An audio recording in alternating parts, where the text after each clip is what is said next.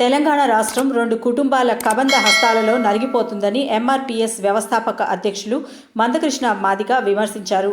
Somajiguda press క్లబ్లో 1000 గొంతుకలు లక్ష డబ్బులు కార్యక్రమానికి సంబంధించిన పోస్టర్ను మందకృష్ణ ఆవిష్కరించారు. ఈ సందర్భంగా ఆయన మాట్లాడుతూ అన్ని వర్గాల ఆకాంక్ష వర్గీకరణకు కేవలం 2 కుటుంబాలు అడ్డుకుంటున్నాయని అన్నారు. రేవంత్ రెడ్డి రాష్ట్రంలో జరుగుతున్న పరిస్థితిని అర్థం చేసుకోవాలని సూచించారు. వెంకటస్వామి కుటుంబం, మల్లు కుటుంబాలు రేవంత్ రెడ్డిని తప్పుదారిలో నడిపిస్తున్నారని విమర్శించారు.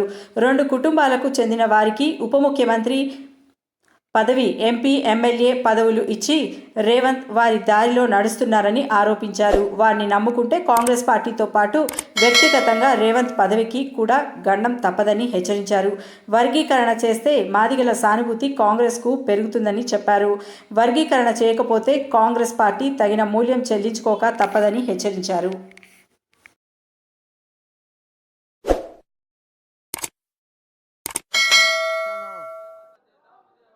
విజయవంతం చేద్దాం. 1000 గొంతులు లక్ష డప్పుల మహాప్రదర్శనను. Hello Madiga, hello Madiga. ఫిబ్రవరిలో అమలు చేయాలి ఎస్సీ వర్గీకరణను. రాష్ట్ర ప్రభుత్వం వెంటనే అమలు చేయాలి. తెలంగాణ రాష్ట్ర ప్రభుత్వం ఎస్సీ వర్గీకరణను వెంటనే సాధించు. మాదిగా, హలో మాదిగా. ఫిబ్రవరి 7న ప్రతి మాదిగ బిడ్డ డప్పును వెంట వేసుకొని వెంటనే తల్లి రావాలి రావాలి. ఫిబ్రవరి 7న ప్రతి మాదిగ బిడ్డ డప్పును సంకన వేసుకొని విజయవంతం చేద్దాం. లక్ష గొంతుల సాంస్కృతిక మహాప్రదర్శనను. వర్గీకరణను కోరే ఎస్సీ, ఎస్టీ, బీసీ, మైనార్టీ అగ్రకులాల ఐక్యత వర్ధిల్లాలి. ఎస్సీ వర్గీకరణను బలపరిచే ఎస్సీ, ఎస్టీ, బీసీ, మైనార్టీ అగ్రకుల ఐక్యత వర్ధిల్లాలి. ప్రజాస్వామికవాదుల ఐక్యత.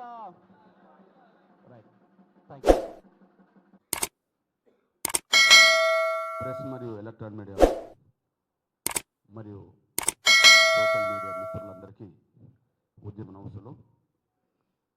ఈరోజు పోస్టర్ రిలీజ్ సందర్భంగా నా సోదరులు ఈ రిలీజ్ కార్యక్రమంలో భాగస్వాములైన సామాజిక ఉద్యమకారుడైన నా తమ్ముడు పృథ్వీరాజ్ యాదవ్, ఎంబీసీల అధినేత సోదరులు సత్యం, దళిత నాయకుడు ఆనంద్, నా జర్నలిస్టు సామాజిక ఉద్యమకారుడు ఇస్మాయిల్, అదే సమయంలో రచయిత కళాకారుడు నా తమ్ముడు రవి, ఆర్టీసీ తమ్ముడు వెంకన్న, ఈ ప్రెస్లో ఈ కార్యక్రమం పాల్గొన్న నా తమ్ముళ్ళందరికీ, ప్రెస్ మీట్లో పాల్గొన్న నా తమ్ముళ్ళందరికీ, పాత్రికేయ మిత్రులకు ఉద్యమం అవసరం.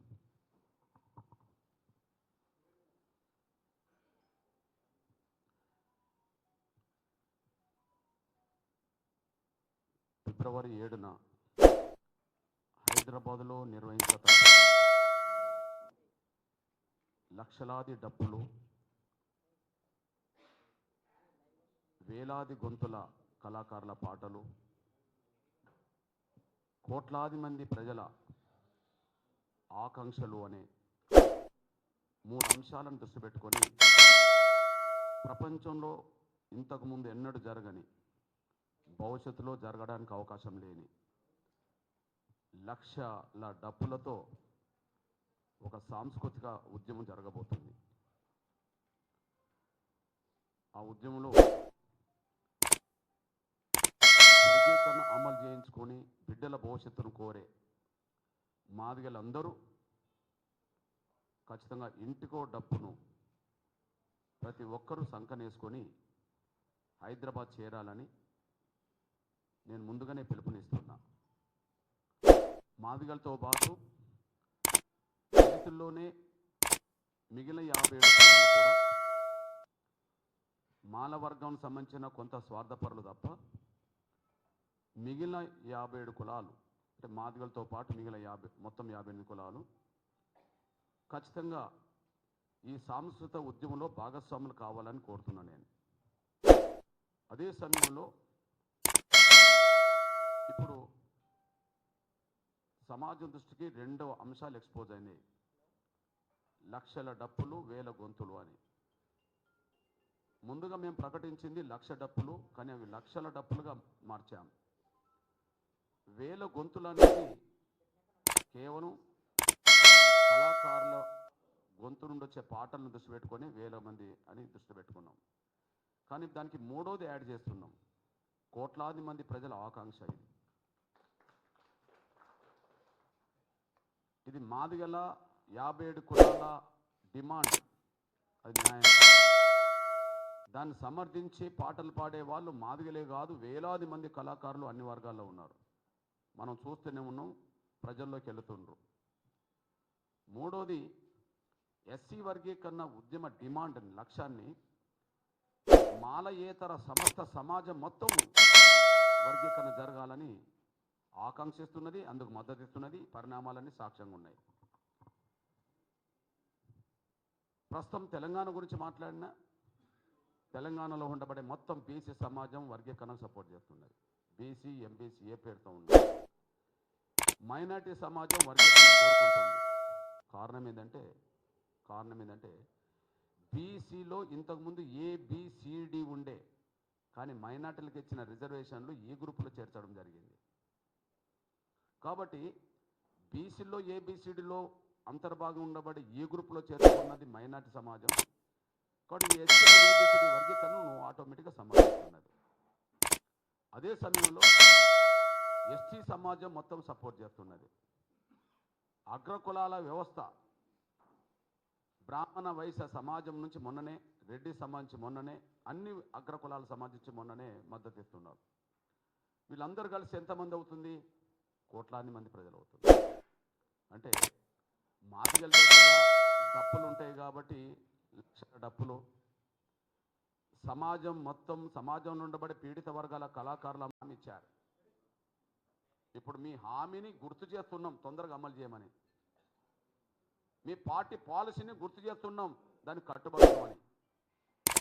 గత ప్రభుత్వ పాలసీ మీకున్నది, దాన్ని కొనసాగించమని. ఇవే మా గొంతెమ్మ కోరికలు కాదు, ఇవేమి మా కొత్తగా పెట్టిన డిమాండ్ కాదు. దయచేసి ఈ విషయాన్ని గుర్తు చేస్తున్నాం. జాప్యం జరగడం వల్ల, ఎస్సీ రిజర్వేషన్ల వర్గీకరణ లేకుండా ఉద్యోగాలు భర్తీ చేయడం వల్ల, విద్యా అవకాశాల్లో అడ్మిషన్స్ పూర్తి కావడం వల్ల, సుప్రీంకోర్టు తీర్పు మాకు అనుకూలంగా వచ్చిన తర్వాత కూడా మేము నష్టపోతున్నాం. మీరు వర్గీకరణ అమలు చేయకపోవడం వల్ల సుప్రీంకోర్టు తీర్పు అనుకూలంగా వచ్చిన తర్వాత కూడా నష్టపోతున్నాం. మేము ఎందుకు నష్టపోవాలి? సుప్రీంకోర్టు తీర్పు వచ్చిన వెంటనే పంజాబ్ అమలు చేసుకుంటుంది వర్గీకరణ. సుప్రీంకోర్టు తీర్పు వచ్చిన వెంటనే తమిళనాడు అమలు చేసుకుంటుంది వర్గీకరణ. సుప్రీంకోర్టు తీర్పు వచ్చిన వెంటనే అమలు చేస్తున్నది హర్యానా ప్రభుత్వం. వాళ్లకు లేని అడ్డంకులు ఇక్కడ ఎట్లా వస్తున్నాయి? ప్రభుత్వాలు అక్కడ వర్గీకరణ అమలు చేస్తున్నాయి కదా, అక్కడ లేని అడ్డంకులు ఇక్కడ ఎందుకు వస్తున్నాయి? వాళ్ళకంటే ముందు మీరు అమలు చేస్తామన్నారు కదా. దేశంలోనే ప్రప్రథమంగా అమలు చేసేది తెలంగాణ ప్రభుత్వం, మీరు అసెంబ్లీలో చెప్పారు కదా. మీరు బయట ఉద్యమాలకు మద్దతు ఇచ్చింది మీరు మర్చిపోతున్నారా? శాసనసభలో మీరు మాట్లాడింది మర్చిపోతున్నారా? మీరు గతంలో ఉద్యమాల్లో పాల్గొన్నది మర్చిపోతున్నారా? శాసనసభలో హామీ ఇచ్చింది మీరు మర్చిపోతున్నారా? గుర్తు చేస్తున్నాం ఈ విషయాన్ని, మర్చిపోబాకండి. మీకు గుర్తు చేస్తున్నాం, మర్చిపోకండి. గతంలో నోటిఫికేషన్లు కూడా వర్గీకరణ అమలు చేస్తామన్నారు, ఆర్డినెన్స్ తీసుకొస్తామన్నారు. గత నోటిఫికేషన్లకు వర్గీకరణ వర్తింపజేయకుండానే ఉద్యోగాలు భర్తీ చేసి మాకు అన్యాయం చేశారు. ఆర్డినెన్స్ తీసుకొస్తామన్న మీరు ఆర్డినెన్స్ స్థానంలో కమిటీ వేసి కొంతకాలం కాలేపన చేశారు. ఇప్పుడు కమిషన్లు అంటూ కాలేపన జరుగుతుంది. ఈలోపు ఉద్యోగాలు భర్తీ అవుతున్నాయి వర్గీకరణ లేకుండానే. అంటే మాకు ఉద్దేశపూర్వకంగా మాకు నష్టం జరుగుతుంది మీ ప్రభుత్వంలో. దానికి నైతిక బాధ్యత వహించాల్సింది మీరే అవుతారు. దానికి నైతిక బాధ్యత వహించాల్సింది మీరు అవుతారు. మళ్ళీ గుర్తు చేస్తున్నాం, మా మీద కాంగ్రెస్ శ్రేణులు దుష్ప్రచారం ఆపండి. మీరు చేపిస్తున్నారో మీరు మాట్లాడిస్తున్నారో దుష్ప్రచారం ఆపండి. కేంద్రంలో ఏ ప్రభుత్వం ఉంటే, రాష్ట్రంలో ఏ ప్రభుత్వం ఉంటే ఆ ప్రభుత్వం దగ్గరికి వెళ్ళి వర్గీకరణ సహకారం కోరడం మా బాధ్యత. చంద్రబాబు నాయుడు గారు ప్రభుత్వం ఉన్నప్పుడు మేము చంద్రబాబు దగ్గరికి పోయాం. కాంగ్రెస్ ప్రభుత్వం ఉన్నప్పుడు ఇక్కడ రాజశేఖర్ గారి దగ్గరికి, రోషే గారి దగ్గరికి, కిరణ్ కుమార్ దగ్గరికి ఇక్కడికి వెళ్ళాం. కేంద్రంలో మన్మోహన్ సింగ్ దగ్గరికి వెళ్ళాం 10 ఏళ్ళు. ఇప్పుడు కేంద్రంలో ఉన్నది బీజేపీ కాబట్టి సుప్రీంకోర్టులో వర్గీకరణ విచారణ జరిగే సమయానికి కేంద్రం దగ్గరికి వెళ్ళాం. సమస్య పరిష్కారం కోసం రాష్ట్ర ప్రభుత్వాల దగ్గరికి, కేంద్ర ప్రభుత్వం దగ్గరికి వెళ్ళకపోతే ఎవరి దగ్గరికి వెళ్ళాలి? సమస్య పరిష్కారం కోసం రాష్ట్ర ప్రభుత్వాల దగ్గరికి వెళ్ళకపోతే, కేంద్ర ప్రభుత్వం దగ్గరికి వెళ్ళకపోతే ఎక్కడికి వెళ్ళాలి? చంద్రబాబు నాయుడు గారు ప్రభుత్వం ఉన్నాడు, చంద్రబాబు దగ్గరికి వెళ్ళాం కదా. అప్పుడేమన్నా మేము టీడీపీనా? మా ఒంటి మీద కండవ మారిందా?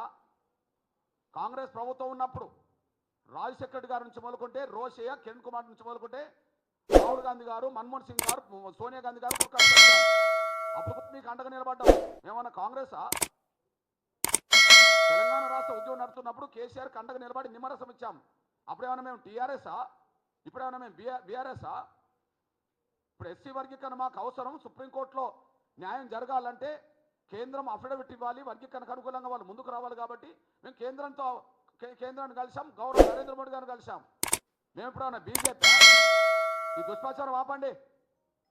మీ చేతకాంతనాన్ని, మాలలకు కొమ్ము కాసే తనాన్ని కప్పిపుచ్చుకోవడానికి కృష్ణమాదిగేదో బీజేపీ, కృష్ణమాదిగేదో ఆ పార్టీ అని చెప్పి మాట్లాడడం అనేది ఆపండి. మీ చేతకంతనం నిరూపించుకుంటాను ఇక్కడ. మీ చేతకంతనాన్ని కప్పిపుచ్చుకోవడానికి, మీ అసమర్థతను కప్పిపుచ్చుకోవడానికి, మీ నిర్లక్ష్యాన్ని కప్పిపుచ్చుకోవడానికి మీరు దుష్ప్రచారం చేపిస్తున్నారు. ఆ దుష్ప్రచారం చేయడం వల్ల మీరే నష్టపోతారు. బహుశా మమ్మల్ని బీజేపీలో చైర్మన్ మీరు ప్రోత్సహించినట్టుకున్నది. మమ్మల్ని మీరే బీజేపీలో చైర్మన్ ప్రోత్సహిస్తున్నది. నా జీవితంలో కండవ మారదని 100 సార్లు చెప్తాను. నా జీవితంలో కండవ 30 ఏళ్ళుగా కండవ మారింది లేదు, కండవ మారేది కూడా లేదు. మేము ఆ కమిట్మెంట్ ఉన్నది. 30 ఏళ్ళుగా మాకు కండవ మారింది లేదు, రేపు మారేది లేదు. కండవలు మార్చుకున్న వాళ్ళందరూ కలిసి ప్రభుత్వాలు నడుపుతున్నారు. పండుగలు మార్చుకునే వాళ్ళందరూ మంత్రులు అవుతున్నారు. కండవలు మార్చుకునే వాళ్ళందరూ ప్రభుత్వాలు నడుపుతున్నారు, మంత్రులు అవుతున్నారు. మా ఒంటి మీద కండవ మారలేదు కాబట్టి ఉద్యమకారులు ఉన్నాం ఇప్పటి వరకు. భవిష్యత్తులో కూడా ఉద్యమకారులుగానే ఉంటాం, సమాజం కోసం పాటు పడతాం. మా మీద ఒక్కసారి విమర్శ చేయదలుచుకుంటే, మా మీద ఒక ఆరోపణ చేయదలుచుకుంటే అవి సూటిగా అవి 100 రేట్లు మీకు తగులుతాయి, మాకు తగులవు.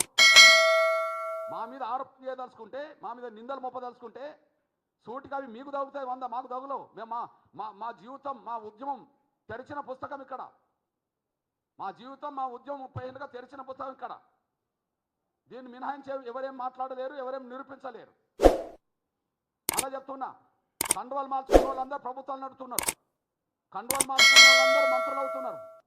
మేము ఏ కండువ మార్చుకోలేదు కాబట్టి మేము ప్రజాప్రతినిధులు కాలేదు. మేము ఏ కండువ మార్చుకోలేదు కాబట్టి ఎక్కడికి పోలేదు. అందువల్ల మా మీద దుష్ప్రచారం ఆపండి.